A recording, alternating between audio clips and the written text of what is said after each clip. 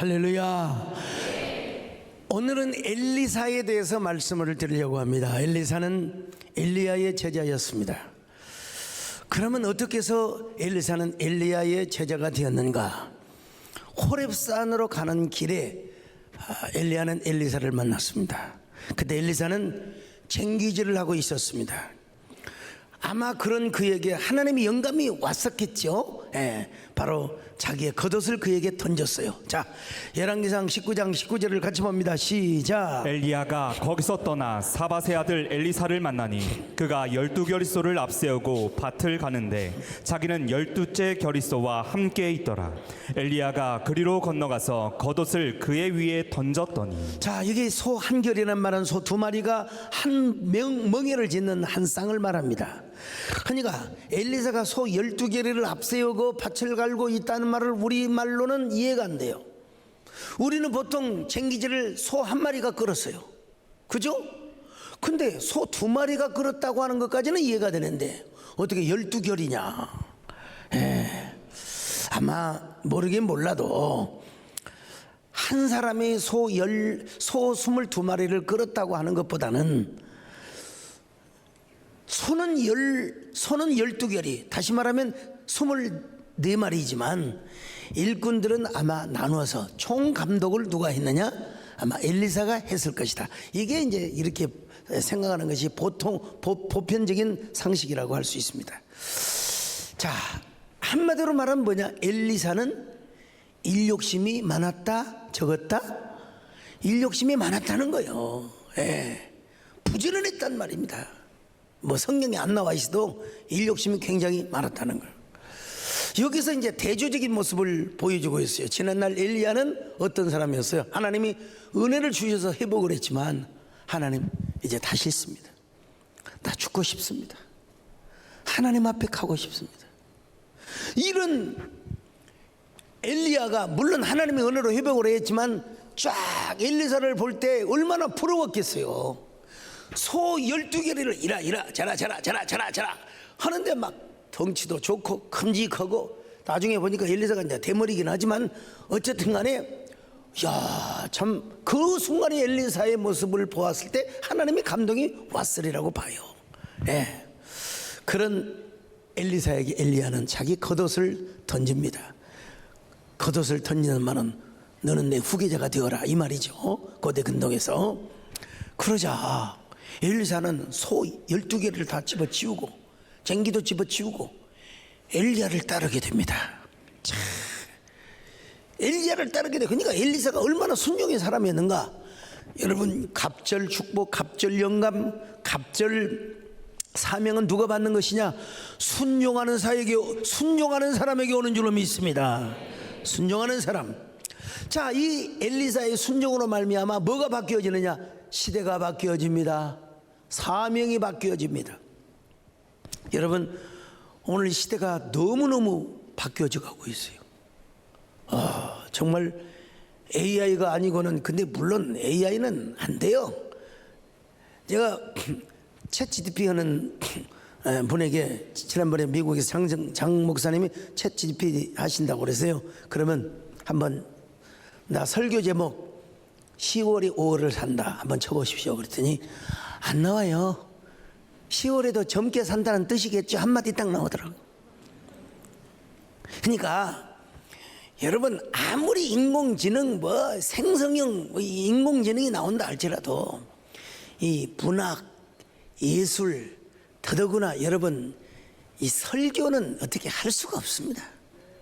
뭐 뼈다귀 몇 개 첫째 윤리적인 설교는 가능하겠죠. 그러나 깊은 문학적이고 그야말로 깊은 철학적인 베이스의 성경 본문을 잘 전달하는, 이거는 여러분 불가능하다고 봅니다. 그래서 어쨌든 우리가 시대도 바뀌어지지만 그러나 우리가 시대를 올라타는 지혜도 있어야 됩니다. 그리고 그 AI를 잘 선용할 수 있는 지혜도 있어야 되는 것입니다. 그런데 중요한 건 뭐냐? 우리가 갑절 영감을 받는 겁니다. 그럴 때 여러분의 축복이 더 플러스가 되고 그리고 플러스 알파가 될 줄로 믿습니다. 여러분, 우리가 어떤 일을 당하여도 우리는 주의 길을 가야 됩니다. 주의 길을 가야 돼요. 우리는 사명의 길을 가야 됩니다. 이거 여러분, 인공지능이 그 길을 갈 수가 없어요. 그것은 우리의 소재요, 우리의 이용거리지. 사명의 길을 가는 사람은 우리 자신이라 이 말이요. 여러분이 오늘 또 주의 길을 가시기를 축원합니다. 나는 가리라, 주의 길을 가리라, 주님 발자취를 따라 나는 가리라, 나는 가리라, 주의 길을 가리라, 주님 발자취를 따라 나는 가리라. 엘리사는 절대로 엘리야 뒤를 놓치지 않고 따라다녔습니다. 근데 마침내 이제 엘리야가 하나님 앞에 부름받을 때가 온 것입니다. 그래서 엘리야가 자기 혼자서 조용한 시간을 갖고 싶었던 것 같아요. 주님과 나만이 1대1로. 여러분, 저 사완도 브엘세바이도가 하울길을 걸어서 자 네게부 광야까지 간 엘리야의 경험이 있잖아요. 이제 묵상을 해야 돼요. 이제 자기 혼자만의 사색을 해야 된단 말이에요. 명상을 해야 돼요. 하나님과 나와. 엘리사가 끼어들면 안 돼요. 끼어들면 안 돼요. 그래도 엘리사는 부지런히 따라갑니다. 욕심이 찰거머리 같아가지고는요, 하루는 엘리야가 길갈로 갑니다. 엘리사가 또 길갈까지 따라갑니다. 엘리야가 베델로 갑니다. 또 그러니까 베델에 오지 말고 길갈에 남으라고 말합니다. 엘리사야, 하나님이 나를 부르신다. 그러니 제발 너는 길갈에 남아 있어라. 사실 이것은 엘리사 자신에게 어떤 기회냐? 여러분, 시험이 기회입니다. 시험. 엘리사가 엘리야의 말을 거지곧대로 듣고 여러분, 알았습니다. 예, 저는 길갈에 남겠습니다. 그러면 안 되죠. 지금 엘리사의 그릇 댐댐이를 엘리야가 시험을 하고 있는지도 몰라. 성경에 자세하게는 나오지 않지만 여러분, 분명히 우리 신앙생활의 경험으로 봐서 성경의 보편적인 이러한 그런 관점에서 볼 때, 그러자 여러분, 엘리사가 절대로 안 됩니다. 난 죽기까지 스승님을 따르겠습니다. 자, 열왕기하 2장 2절입니다. 시작. 엘리야가 엘리사에게 이르되 청하건대 너는 여기 머물라. 여호와께서 나를 베델로 보내시느니라 하니 엘리사가 이르되 여호와께서 살아계심과 당신의 영혼이 살아있음을 두고 맹세하노니 내가 당신을 떠나지 아니하겠나이다 하는지라. 이에 두 사람이 베델로 내려가. 그래서 억적같이 베델까지 따라갔습니다. 그러자 엘리야가 또 여리고로 가려고 합니다. 제발 여기서 있어줘라. 나 혼자 있고 싶어. 나 혼자 묵상하고 싶어. 나를 좀 떼어놔라. 엘리사는 뭐라고 말합니까? 아닙니다. 내가 하나님의 사심을 이렇게 맹세하노니 절대로 내가 당신을 내가 놓치지 않겠습니다. 자, 2장 4절을 보십니다. 시작. 엘리야가 그에게 이르되 엘리사야 청하건대 너는 여기 머물라. 여호와께서 나를 여리고로 보내시느니라.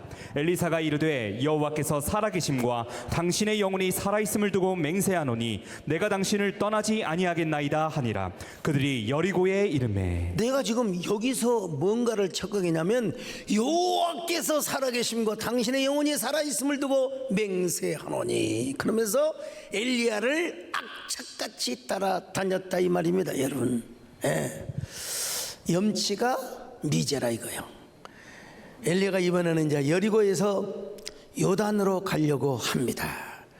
그러면서 엘리사에게 제발 여리고에 남아 있어라. 여러분, 지금 엘리사를 시험하는 거예요.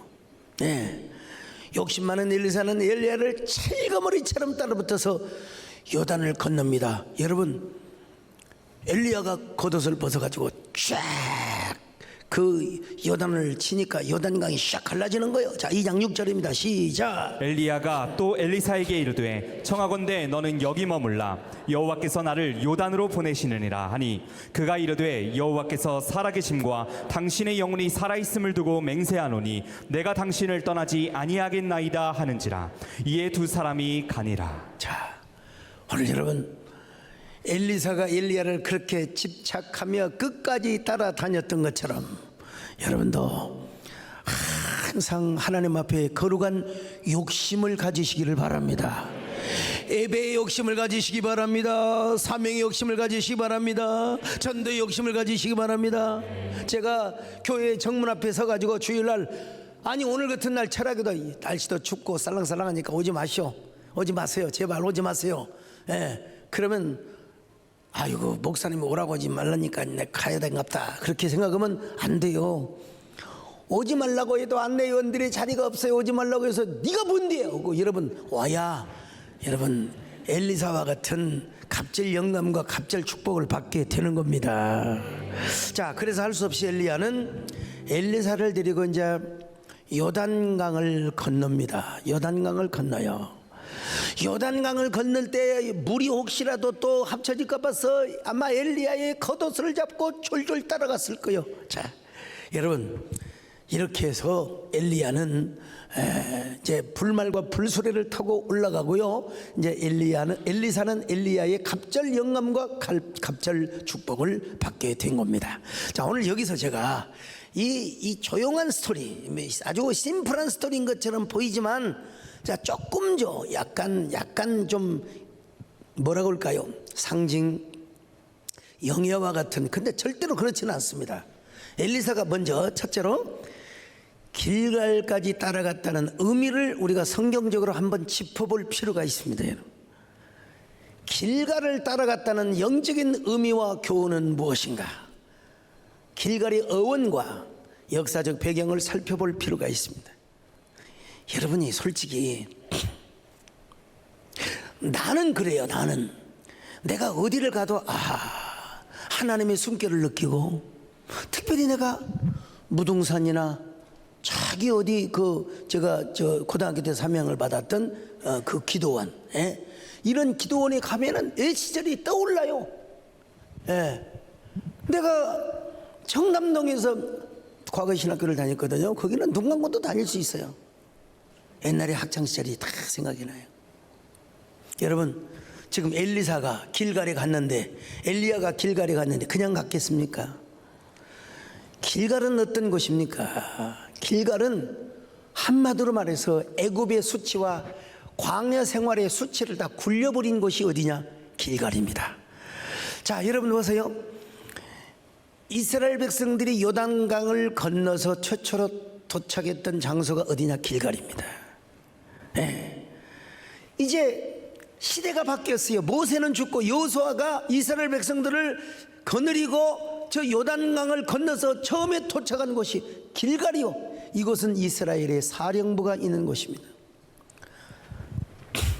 그래서 여호수아는 이제 그 길갈에다가 사령부를 딱 차려놓고 거기서 가나안 땅에 모든 전쟁을 진두지휘하였습니다. 여러분, 여호수아와 이스라엘 백성들이 처음 요단강을 건너서 길갈이라고 하는 가나안 땅을 딱 밟았을 때 여러분 감개가 무량했지 않았을까요? 그러지 않았을까요? 당연히 그랬죠. 제가 여러분 난생 처음으로 성지순례를 갈 때, 성지순례 또 가면 또 신선할 거예요. 성지순례를 가서 이스라엘 땅을 밟았을 때 내가 얼마나 감격스러웠는지, 이스라엘에 있는 흙들, 돌들, 하여간 시내산의 돌 얼마나 많이 가져와갔는지, 그냥 우리 정원사님이 쓸데없이 뭘 갖고 왔느냐고. 사해바다의 물을 그 생수병에다가 담아왔어요. 그리고 또 요단강 물을 제가 갈릴리 호수물을 또 담아왔어요. 근데 이게 비행기에서 싸구려 비행기를 그냥 타다 보니까 가방에 깨져가지고 사해바다 물이 다 터져 나오고, 양복이, 사해바다가 얼마나 바닷물이 농도가 큰 줄 아세요? 양복을 다 버려버리고 말았어요. 내가 여러분 저 로마에 그 카타콤베가 있잖아요. 거기에 저 공동묘지 흙까지 가져왔어요. 흙까지 가져왔어요. 교회 전시 한 2주 전시했어요. 가락동에서 전시했어요. 이게 시내산에서 가져온 돌이고 갈릴리 물이랑 싹 엎어져 버렸지만요. 수돗물로 내가 거짓말할 수도 있지만 삭혀졌습니다. 아마 그들은 여러분 그 나중에 이제 그 돌 다 우리 본사님이 치워버렸지 다 소용없다고 그냥 보니까 그렇긴 그렇더라고. 보니까요 뭐 어디 둘 데도 없고 뭐 할 데도 없고 가져간 사람도 있고 뭐 한 사람도 있고. 근데 그때 하나님께서 여호수아에게 길갈에서 이런 명령을 하셨습니다. 여호수아야, 매 지파마다 한 사람씩 뽑아라. 그리고 12명을 나오게 해서 요단강에서 큰 돌을 하나씩 주워오게 하라. 그것을 가져다가 이 길갈 땅에다가 기념비를 세우도록 하라. 자, 여호수아 4장 1절로 3절 시작. 그 모든 백성이 요단을 건너가기를 마침에 여호와께서 여호수아에게 말씀하여 이르시되 백성의 각 지파에 한 사람씩 12사람을 택하고 그들에게 명령하여 이르기를 요단 가운데 제사장들의 발이 굳게 선 그곳에서 돌 12를 택하여 그것을 가져다가 오늘 밤 너희가 유숙할 그곳에 두게 하라 하시니라. 자, 여러분 무슨 의미로 이런 기념비를 세우도록 하셨습니까? 여호수아야, 이 돌이 무슨 뜻으로 세운 줄 아느냐? 이 돌은 바로 너희들이 애굽에서 400년 그리고 광야에서 40년 동안 수치와 모욕을 당한 그 찢기움을 다 청산하는 표시로 이 기둥을 세운 것이다. 애굽의 멸시와 고통과 수치, 광야의 괴로움과 역경, 그 모든 것을 다 청산해 버렸다는 증거의 기념비로서 이 돌비를 세우는 것이다. 자, 여호수아 5장 9절입니다. 시작. 여호와께서 여호수아에게 이르시되 내가 오늘 애굽의 수치를 너희에게서 떠나가게 하였다 하셨으므로 그곳 이름을 오늘까지 길갈이라 하느니라. 길갈이라 뭐냐? 여러분 굴려버려. 무슨 수치를? 여러분 광야에서 당했던 수치, 모든 저 애굽에서 당하였던 모욕과 천대, 여러분 그걸 다 굴려버리고 이제는 우리의 고통이 끝났습니다. 우리의 멸시가 끝났습니다. 수치와 모욕은 저 요단강이 다 굴려버렸습니다. 그리고 이제 수치가 끝났다는 기념비를 세우는 게 이게 뭡니까? 바로 길갈이라고 하는 것입니다. 길갈. 여러분, 이스라엘 백성들에게 있어서 이 길갈 땅은 정말로 감탄스러운 땅이었습니다. 새로운 깨달음 그리고 결단의 장소였어요. 그래서 그들은 그 감격과 그 감동을 가지고 이제는 저 아이성을 비롯하여 가나안 땅을 다 접수하기 시작하는 것입니다. 아마도 엘리사도 길갈을 지나면서 그런 생각을 안 들었겠습니까? 엘리야도 그렇고 엘리사도 그랬을 겁니다. 엘리야라고 왜 수치가 없었겠어요? 이세벨의 말 한마디에 겁을 먹고 도망가던 엘리야, 부엘세바 남난까지 도망을 쳐서 노뎀나무 아래에서 죽기를 구했던 엘리야, 이거 엘리야의 수치요. 하나님, 길갈에서 내 모든 수치를 다 굴려버립니다. 굴려버리게 하여 주옵소서. 굴려지게 하여 주시옵소서. 오늘 우리도 마찬가지입니다. 여러분, 엘리사도 하나님, 나의 모든 수치와 모든 것들이 다 요단강에 굴려버리기를 원합니다. 여러분, 오늘 우리도 마찬가지입니다. 오늘 우리도 이 영적인 길갈에서 새로운 깨달음, 새로운 결단을 해야 됩니다. 지나온 날 나는 어떤 수치가 있었을까? 어떤 모욕이 있었을까? 새로운 결단을 해야 됩니다. 우리에게 영적인 수치심이 있잖아요. 솔직히 우리에게 하나님 앞에 잘못한 부분들이 있잖아요. 회개는 하였지만 그것들이 다 굴려버리게 하여 주옵소서. 오늘 지난날에 우리 모든 수치와 모욕이 저 영적인 요단강에 굴려버리게 하여 주옵소서. 끝장나버리게 하여 주옵소서. 그리하여 새로운 기념비를 세우게 하여 주시옵소서. 모욕이 물러갔다, 수치가 물러갔다. 하나님의 새로운 영적 기념비를 세우게 하여 주시옵소서. 주여 우리의 죄를 용서하여 주소서. 지난 날의 잘못을 사하여 주옵소서. 주여 우리의 죄를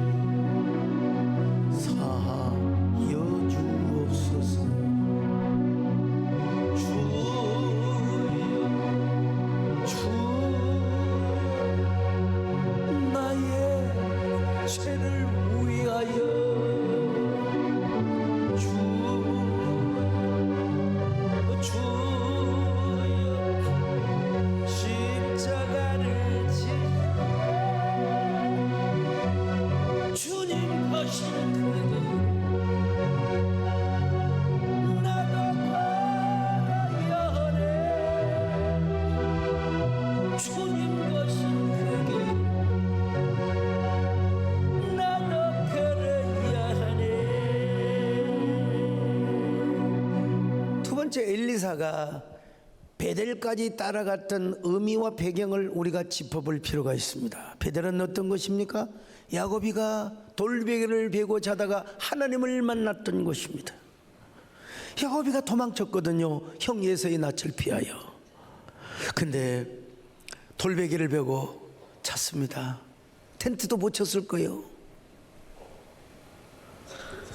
돌베개를 베고 아마 그 혈기왕성한 형 생각을 하고 헤어졌던 어머니 아버지를 생각하고 돌베개를 베었을 때 뭐가 보였을까?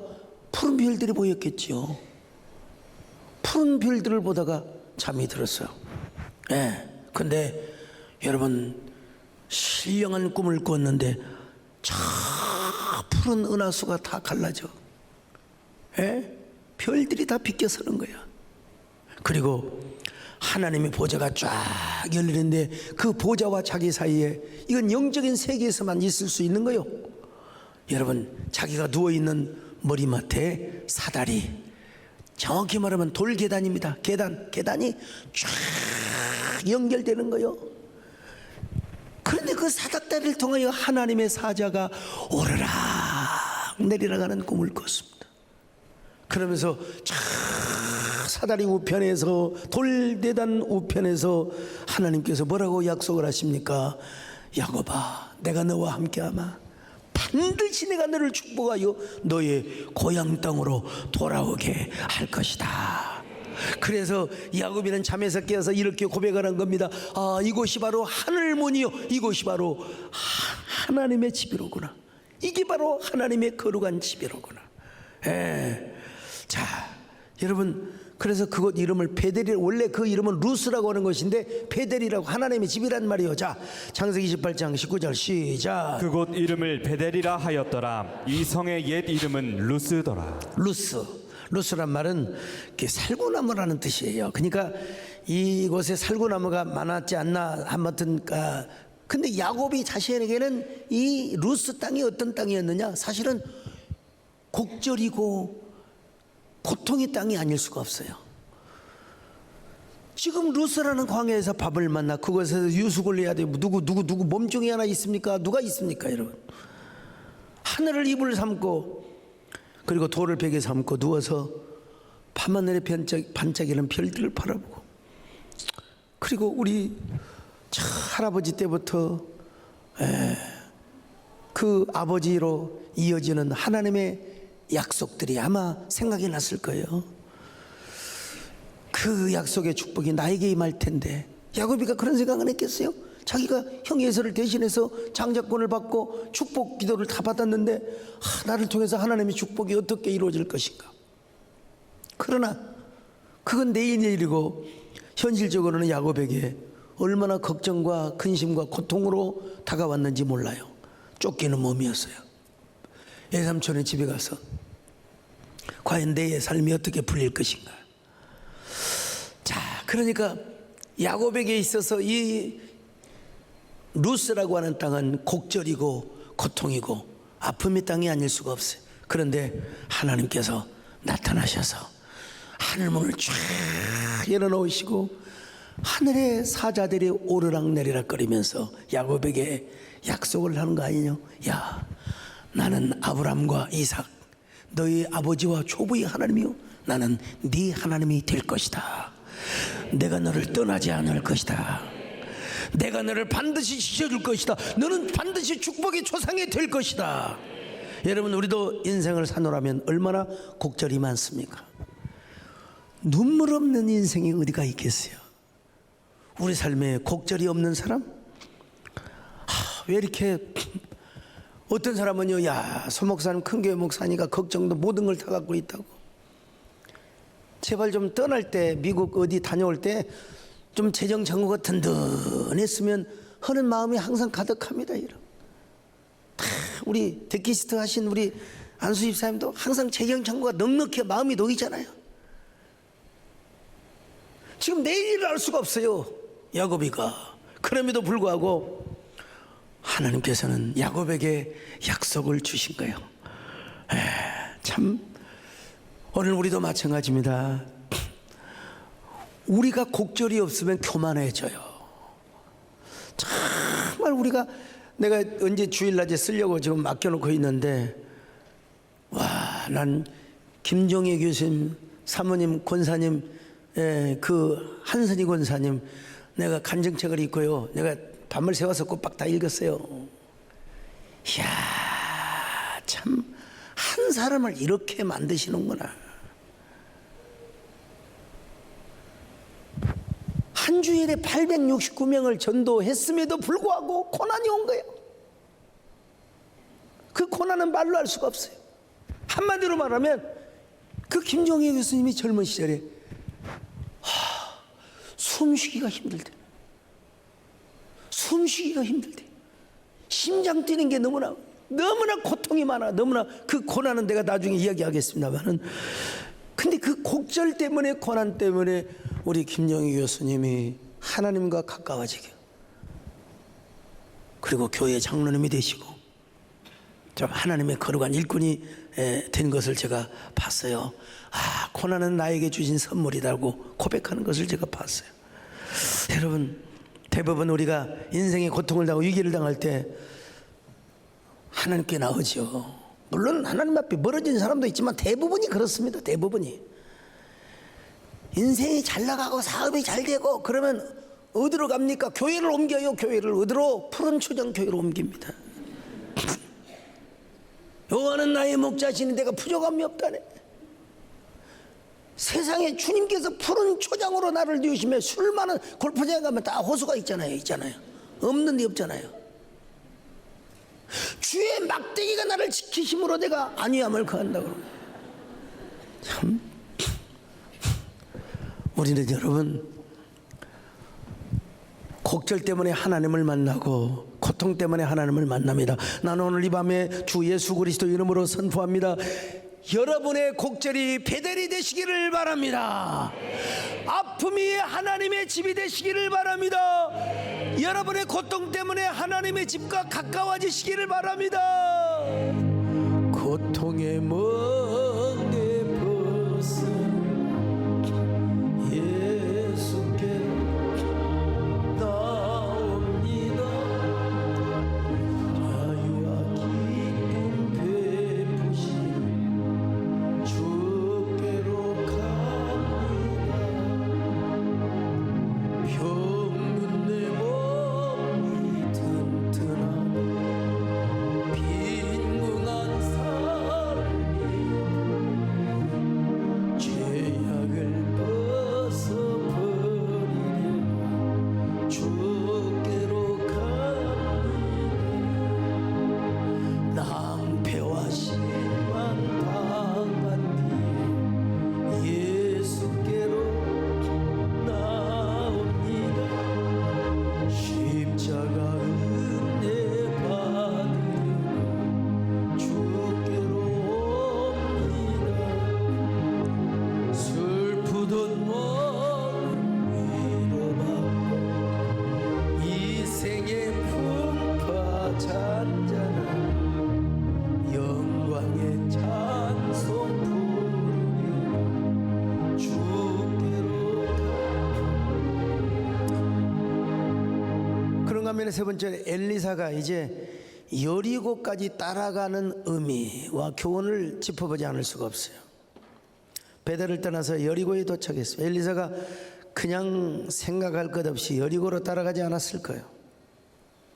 여리고에 대한 과거에 얽힌 사건들. 여리고는 어떤 곳이었습니까?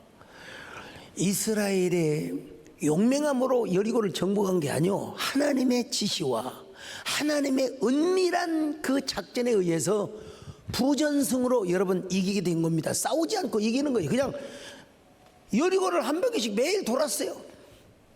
또 아무 말도 없이 돌았어요. 그리고 이제 주일날 안식일 첫날은 그냥 돌면서 여리고야 무너져라, 여리고야 무너져라 소리를 질렀을 때 여리고성이 무너지게 한 거예요. 여리고성이 무너지게 한 거예요. 자, 여러분, 이건 이스라엘의 작전, 여호수아의 용맹으로 절대로 이긴 것이 아닙니다. 여리고성을 부전승의 전략으로 점령해 버리고 말았던 거예요. 이런 기적이 어디가 있느냐 이 말이에요. 그러니까 이 전쟁은 누구의 전쟁이냐? 여호와의 전쟁이고, 그 여리고에서 빼앗은 전리품을 다 누가 차지해야 되느냐? 하나님께 드리라고 그랬어요. 하나님께 드리라고 그랬어요. 하나님께. 예. 그런데 그걸 명령을 어긴 자가 있었으니 그게 누구냐? 아간이라는 거 여러분 다 아시잖아요. 아간이가 참 하나님의 명령을 어겼어요. 여호수아 7장 20절 21절 같이 봅니다. 시작. 아간이 여호수아에게 대답하여 이르되 참으로 나는 이스라엘의 하나님 여호와께 범죄하여 이러이러하게 행하였나이다. 내가 노력한 물건 중에 시날산의 아름다운 외투 한 벌과 은 200세겔과 그 무게가 50세겔 되는 금덩이 하나를 보고 탐내어 가졌나이다. 보소서 이제 그 물건들을 내 장막 가운데 땅속에 감추었는데 은은 그 밑에 있나이다 하더라. 자, 이 사건으로 말미암아 아이성 전투에서 보기 좋게 패전을 해버리고 말았습니다. 일로 인하여 여호수아뿐만 아니라 이스라엘 백성들의 체면이 완전히 구겨지고 말았습니다. 여리고성에서 얻었던 그 승리의 쾌거도 여러분 다 지나가 버리고 말았어요. 체면이 완전히 구겨졌어요. 그래서 이 일 때문에 아간과 그의 모든 가족들이 아골골짜기에서 다 처형을 받았거든요. 그리고 나서 아이성 전투를 했을 때 다시 승리하는 역전의 반전의 축복을 받게 된 거예요. 그러니까 아골골짜기에서 아간을 죽였던 것은 이스라엘 공동체에서 뭘 뺐느냐? 찌꺼기를 빼는 거예요. 찌꺼기. 예. 아마 엘리야와 엘리사도 저는 여리고를 통과했을 때 반드시 아간이라고 하는 사람을 연상했을 거예요. 그 연상 안 하면 말도 안 되지. 기적으로 여리고성을 차지했고, 그리고 아간이라는 사람 때문에 그 아이성에게 패전했고, 결국은 뭐냐? 이스라엘을 거룩한 공동체 가운데 아간이라는 자를 찌꺼기로 빼냈다는 사실입니다, 여러분. 찌꺼기. 그래서 성경은 이렇게 말씀합니다. 베드로전서 1장 6절로 7절 시작. 그러므로 너희가 이제 여러 가지 시험으로 말미암아 잠깐 근심하게 되지 않을 수 없으나 오히려 크게 기뻐하는도다. 너희 믿음의 확실함은 불로 연단하여도 없어질 금보다 더 귀하여 예수 그리스도께서 나타나실 때에 칭찬과 영광과 존귀를 얻게 할 것이니라. 제가 고등학교를 다닐 때 군산에서 고등학교를 다녔어요. 올명공원에서 딱 보면은 지금 올명공원이 옛날 같지가 않아요. 다 개발을 해가지고 옛날 자취가 없어요. 올명공원에서 보면은 저 금강 건너편에 장항재련소에 연기가 쭉 났어요. 거기서 뭐냐면 재련소. 그래갖고 7개의 단계를 거쳐서 이제 금덩어리 나온다는, 실제로 가보진 않았지만 그런 얘기를 제가 들었어요. 오늘 여러분, 우리도 왜 살면서 시련을 당하고 고통을 당하느냐? 여러분, 베드로 사도는 뭐라고 말합니까? 고난을 당하거든 뭐라고 그랬어요? 기쁘게 여기라고 그랬어요. 기쁘게 여기라고. 왜? 우리의 삶 속에서 우리 몸에서 나쁜 찌꺼기를 빼는 과정이라고 설명하고 있습니다. 찌꺼기를 뺀다. 그래서 우리 몸 안에서 찌꺼기가 빠지면 우리가 어떻게 되느냐? 순금과 같은 연단이 무엇입니까, 여러분? 우리에게 있는 찌꺼기를 빼는 거예요. 찌꺼기를 빼는 거예요. 시련이라고 하는 용광로 속에 우리를 탁 던져가지고 정욕의 찌꺼기, 욕심의 찌꺼기, 온갖 불평과 원망의 찌꺼기, 교만과 혈기와 음란과 강팍과 인생의 찌꺼기들, 이거 다 여러분 우리 하나님이 걸러 주시기 위하여, 여러분 고난이 온다는 거예요. 고난이. 욥 같은 사람은 어떤 의미에서 온전하고 하나님 앞에 의로운 자였어요. 하나님께서 욥기 1장 1절에 그는 정말로 의인이고 그는 온전한 자라고 그랬어요. 그런데도 불구하고 그에게 빼야 할 찌꺼기가 있었어요. 자, 욥기 23장 10절 준비됐나요? 자, 시작. 그러나 내가 가는 길을 그가 아시나니 그가 나를 단련하신 후에는 내가 숨금같이 되어 나오리라. 아마 엘리야와 엘리사도 여러분 여리고를 지나면서 그래 찌꺼기를 빼자 이런 생각을 하고도 남았을 거예요. 제가 좀 상상력을 발휘해서 주여 우리도 찌꺼기를 빼게 하여 주시옵소서. 아버지여 찌꺼기를 빼게 하여 주시옵소서. 마지막으로 이제 엘리사가 요단강까지 따라간 의미와 교훈. 요단강까지 엘리야가 요단강을 할 때 엘리사가 따라가 드디어 요단강 앞에 섰는데 물이 얼마나 범람했는지 몰라요. 창일하게 흐릅니다. 그때 엘리야가 겉옷을 벗어가지고 요단강을 탁 치니까 요단강이 쫙 갈라져요. 제2의 기적입니다. 놀라운 기적이요. 그 엘리야 노질까 싶어서 막 금방 따라갔겠죠. 지금 엘리사는 요단의 기적을 요단 도하의 기적을 목격했을 뿐만이 아닙니다. 왜냐하면 지금 요단 도하의 기적은 엘리야의 것이었거든요. 아직 엘리사는 그 기적을 행하지 못했어요. 이제 앞으로 자기도 그런 기적을 행해야 되거든요. 앞으로도 그런 표적을 행해야 되거든요. 오늘 여러분 우리도 우리의 신앙이 눈으로 보는 것으로만 끝나는 것이 아니라 내가 체험을 해야 됩니다. 여러분 내가 주여 내가 귀로만 들었던 하나님 눈으로 볼 뿐만 아니라 이제는 내가 내 삶에서 하나님을 만나게 하여 주옵소서. 기적을 경험하게 하여 주옵소서. 능력을 경험하게 하여 주옵소서. 여러분 지금 엘리사는 요단 도하의 기적을 보고만 있는 거에 자기가 행하고 있지는 않았어요. 오늘 우리도 직접 경험을 해야 된다 이 말이에요. 엘리야와 함께 하시고 엘리사와 함께 하신 하나님으로 끝나서는 안 되고 여러분이 하나님을 만나시기를 바랍니다. 그 기적을 체험하시기를 바랍니다. 아무리 우리가 아브라함을 부르고 이삭을 부르고 야곱을 부르고 모세의 하나님을 부른다 할지라도 바울의 하나님을 고백한다 할지라도 내가 그 기적의 주인공이 돼야 돼요. 여러분요. 내가 그 체험의 주인공이 되게 하여 주시옵소서. 여러분 이제부터 여러분이 듣고 보는 신앙에서 체험하고 누리는 신앙을 누리시기를 축원합니다. 누가 그러다 카라 누가 그러다 카라 그렇다 하더라 누가 그렇다 하더라 그죠? 누가 그렇다 하더라가 아니라 내가 그 하나님을 만나기를 바랍니다. 내가 그 하나님을 여러 번 경험하시기를 바랍니다. 엘리야의 축복이 엘리사의 축복이 되어야 돼요. 여러분도 그런 축복이 되시기를 그런 축복의 주인공이 되시기를 축원합니다. 요즘 이 노래 빼놓고는 기억이 안 나요. 아무튼 간에 주여 축복은 내 것일세 축복은 내 것일세 축복은 내 것일세 굳세 주의 은혜로서 축복은 내 것일세 내 것일세 축복만 굳세 주의 보혈로서 항상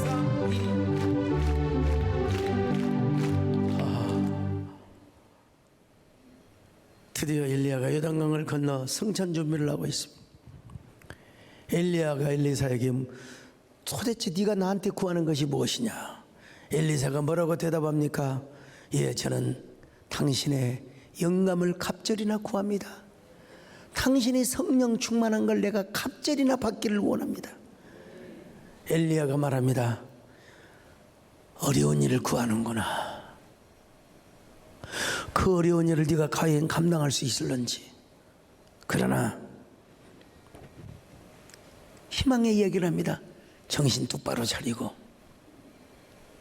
한눈 팔지 말고 내가 하나님 앞에 부르심을 받는 들림을 받는 그 장면을 목격하는 그 순간 그 소원이 이루어지게 될 것이다. 딴 생각하지 말아라 이 말이에요. 졸지 말라 이거예요.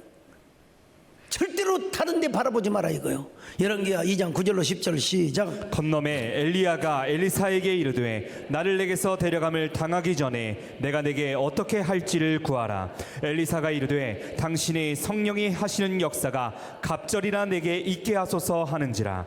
이르되 내가 어려운 일을 구하는도다. 그러나 나를 내게서 데려가시는 것을 내가 보면 그 일이 내게 이루어지려니와 그렇지 아니하면 이루어지지 아니하리라 하고. 자, 얼마 후에 회오리 바람이 붑니다.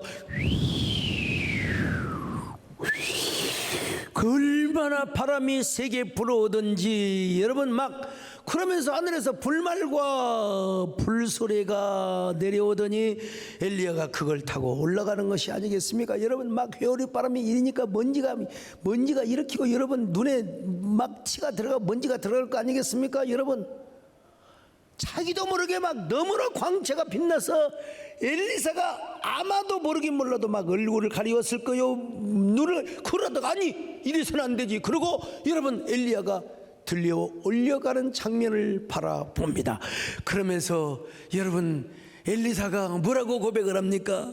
엘리야여 내 아버지여 이스라엘의 병거와 마병이요. 자 2장 11절로 12절 같이 봅니다. 시작. 두 사람이 길을 가며 말하더니 불수레와 불말들이 두 사람을 갈라놓고 엘리야가 회오리 바람으로 하늘로 올라가더라.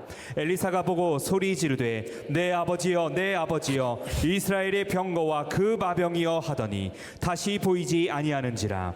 이에 엘리사가 자기의 옷을 잡아 둘로 찢고. 여러분 돌로 여러분 저 옷을 겉옷을 둘로 찢어버린 거예요. 둘. 그리고는 요단강 앞에서 외칩니다. 엘리야의 하나님은 도대체 어디 계신단 말입니까? 여러분 그때 이제 그 엘리야가 승천하면서 겉옷자락을 엘리사에게 선물로 준 거. 이건 상징입니다. 시그널이에요. 내가 받은 능력을 너는 갑절 이상으로 받을 수도 있다. 너는 이제 하나님 앞에 기도하며 너 스스로 영성관리를 잘하거라. 그래가지고 여러분 그 겉옷을 벗어서 엘리사에게 던지니까 엘리사는 눈치가 여러분 센스가 구단이란 말이요. 그래서 요단강 앞에 가서 뭐라고 외칩니까? 엘리야의 하나님 도대체 어디 계십니까? 엘리사가 준 겉옷자락을 가지고 요단강을 확 쳤더니 세상에 요단강이 갈라지지 않겠어요? 이런 기적이 어디 있어요? 자 12절로 14절 시작. 이에 엘리사가 자기의 옷을 잡아 둘로 찢고 엘리야의 몸에서 떨어진 겉옷을 주워 가지고 돌아와 요단 언덕에 서서 엘리야의 몸에서 떨어진 그의 겉옷을 가지고 물을 치며 이르되 엘리야의 하나님 여호와는 어디 계시나이까 하고 그도 물을 치매 물이 이리저리 갈라지고 엘리사가 건너니라. 무슨 말입니까? 여러분 엘리야에게 임했던 그 영력과 영감과 성령 충만이 갑절로 임했다는 첫 번째 신호탄입니다. 여러분 시대가 바뀌었습니다. 영감의 시대, 기적의 시대, 놀라운 사명의 시대를 열기 시작한 것입니다. 이제 엘리야의 시대가 지나가고 엘리사의 시대가 온 것입니다. 그럼 오늘 이 밤 여러분 엘리사가 만났던 하나님을 우리 모두 만나시기를 바랍니다. 그 영감과 축복과 사명을 갑절로 받으시는 은혜가 있기를 바랍니다. 엘리사의 그 영감과 축복과 기적과 사명이 오늘 이 밤 여러분 모두에게 마시기를 주의 이름으로 축원합니다. 엘리사의 축복의 주인공이 되시기를 바랍니다.